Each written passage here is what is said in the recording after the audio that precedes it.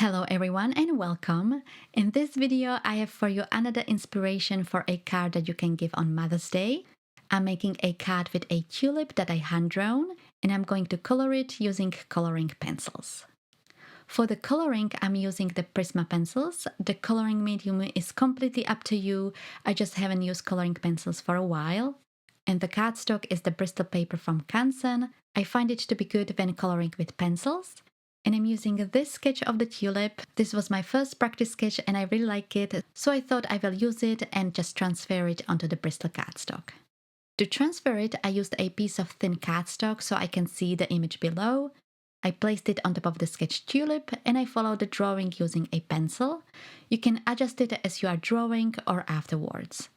Since this was my first sketch and I thought I will need to draw more to practice, I painted it a little bit too big, so I had to adjust it, especially at the bottom.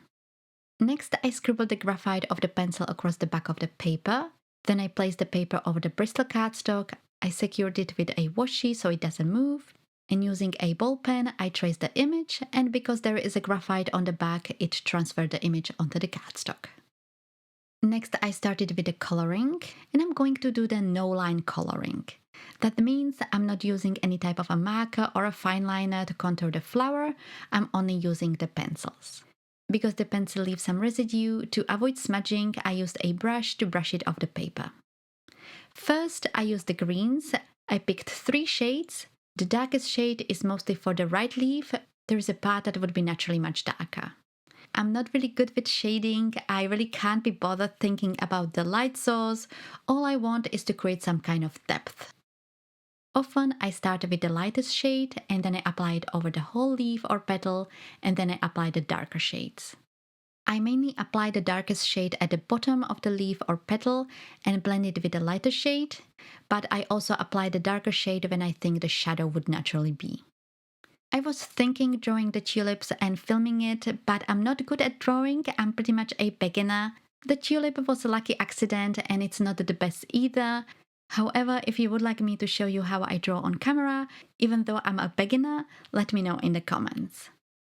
Actually, if you would like to have a good flower tutorial, Sandy Allnock made a video with how to draw a sunflower.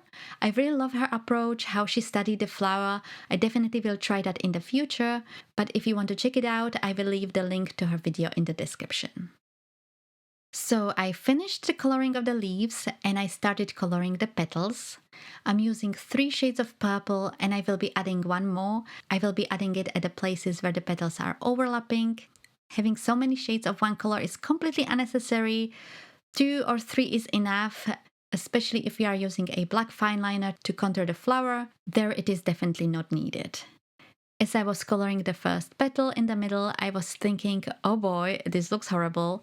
But I applied additional layers, trying to smooth the color with the lighter shades, and I think it looks quite okay. I was coloring the petals exactly as I was coloring the leaves, the darker shades at the bottom and at places where the leaves are overlapping, and the lighter shades at the top.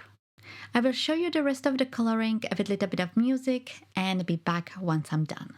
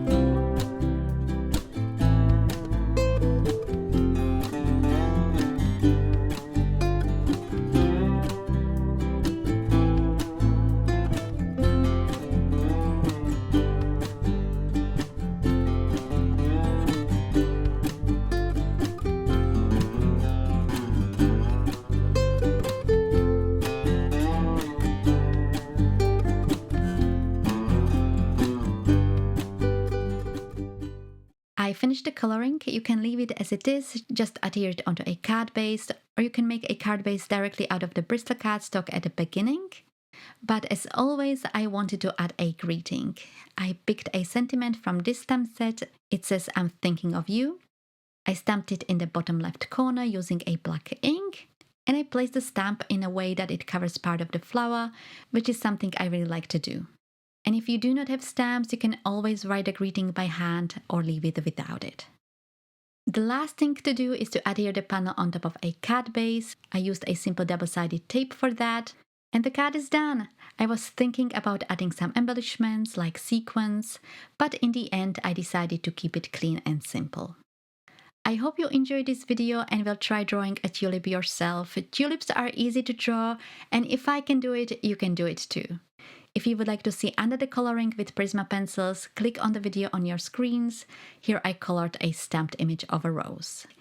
That is all for this video. Thank you all so much for watching. Don't forget to like and subscribe, and I will see you in my next video.